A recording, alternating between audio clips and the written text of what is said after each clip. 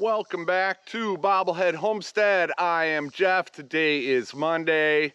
It's about a little after 9 a.m. I am up at my new place. I am headed over to the 41.36 today for some chicken stuff. But this is right along the way.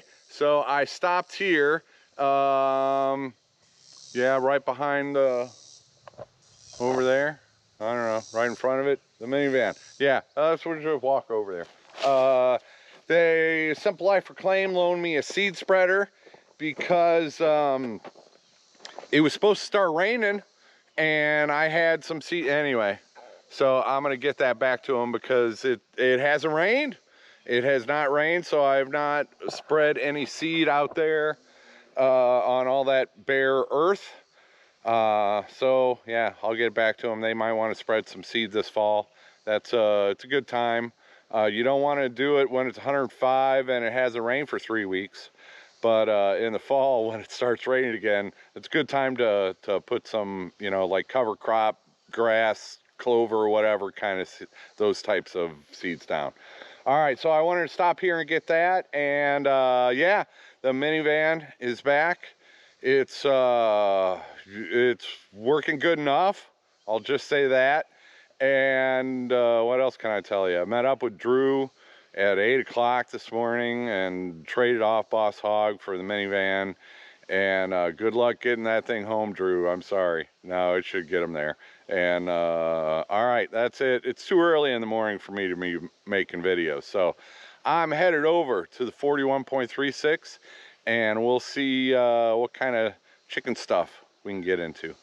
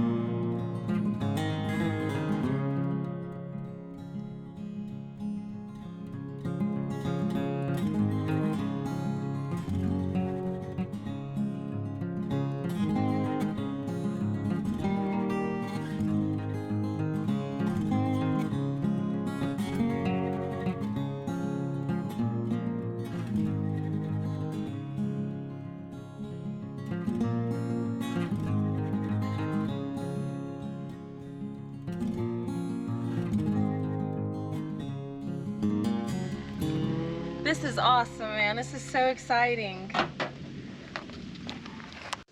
I've got to brag on my friends right now. I am here at the 41.36 with Simple Life Reclaim, Country Road Cure, Mike and Lissa from Drifting Dreamers 5.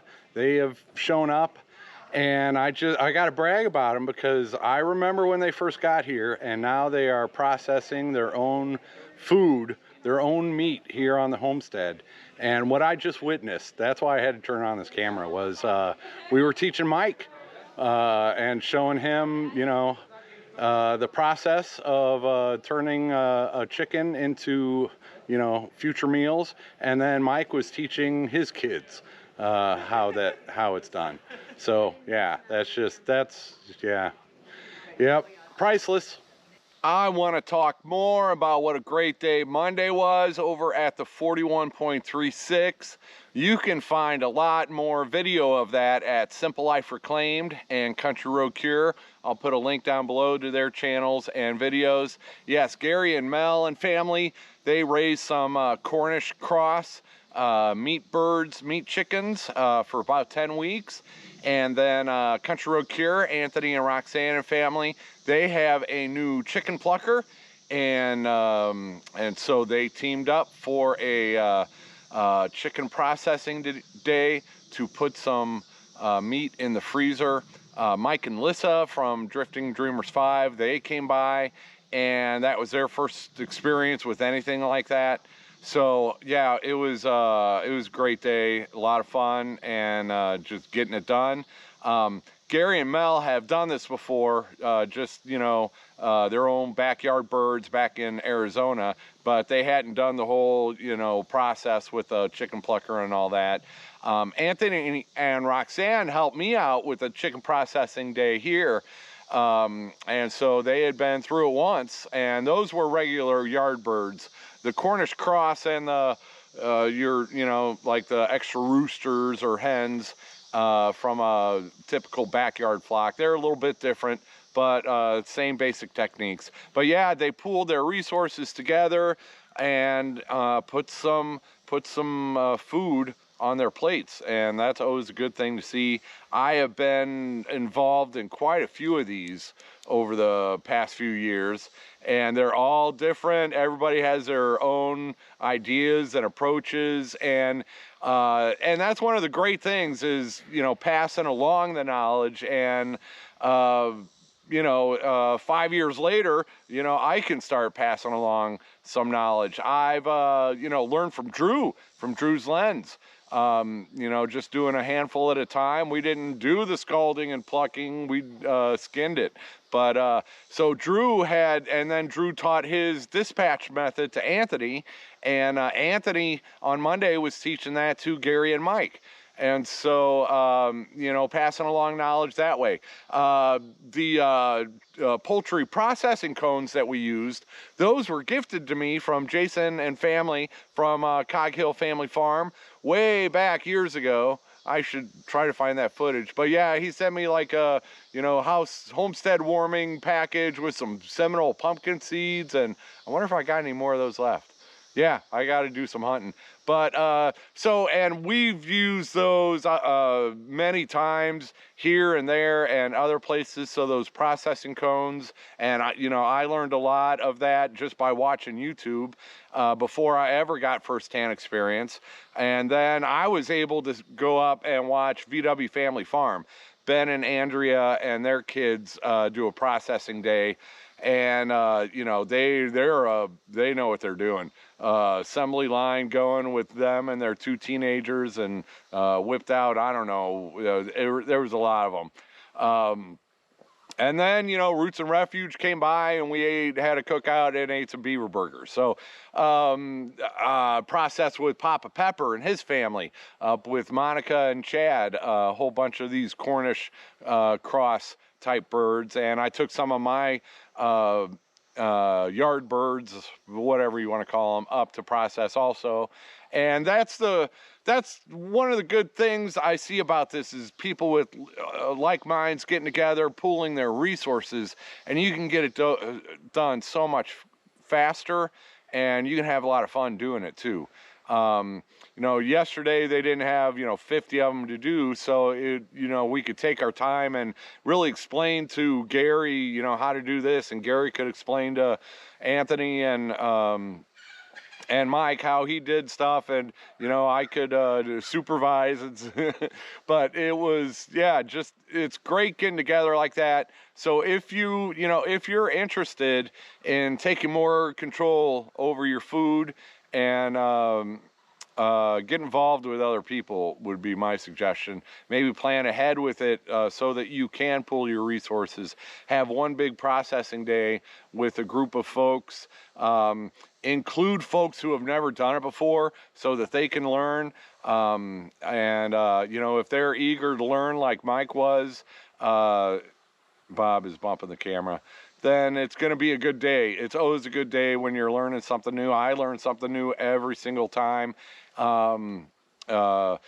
Just little tricks that you don't think of, like after you scald it, you want to pluck some feathers out just to test it to make sure it's been in long enough, or if it might need to go in a little bit longer. Having sharp knives, that cannot be said enough, is having sharp knives makes everything easier on processing day.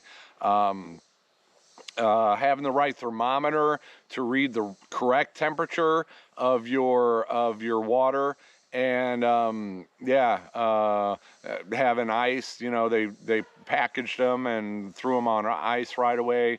So and everybody's got different methods on that, but getting together, pooling your resources, and you can turn it into a fun day, and you really feel good about the food that you're putting on your plate, and so that's a good thing. All right, yeah, Monday was awesome, and that'll be the first of many to come, I am sure.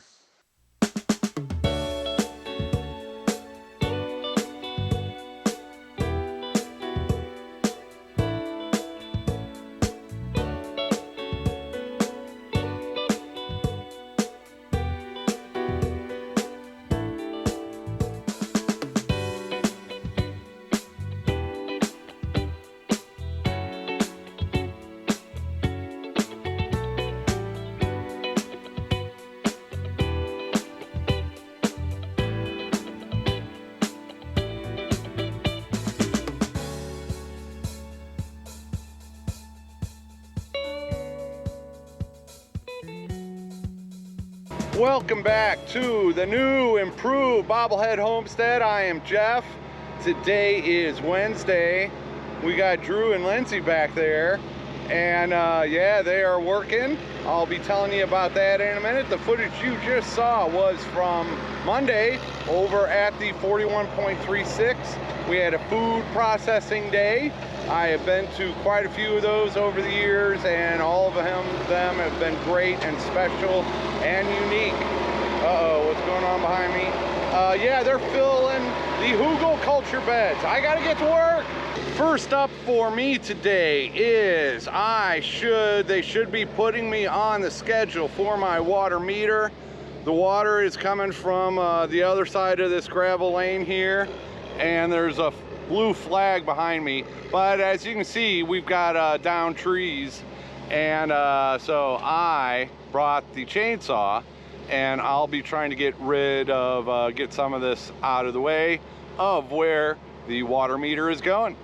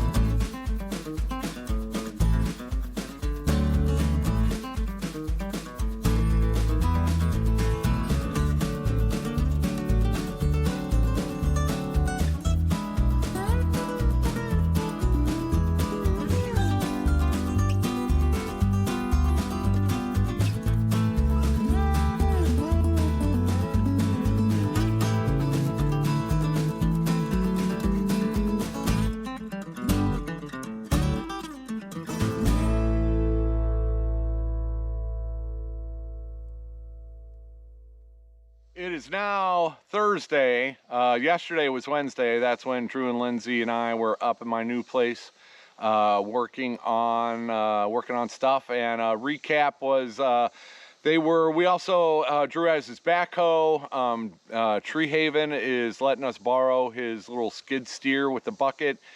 They were filling up some of the hugel culture trenches, getting some of the wood that we had cut out of the way so that we could finish up the house pad area.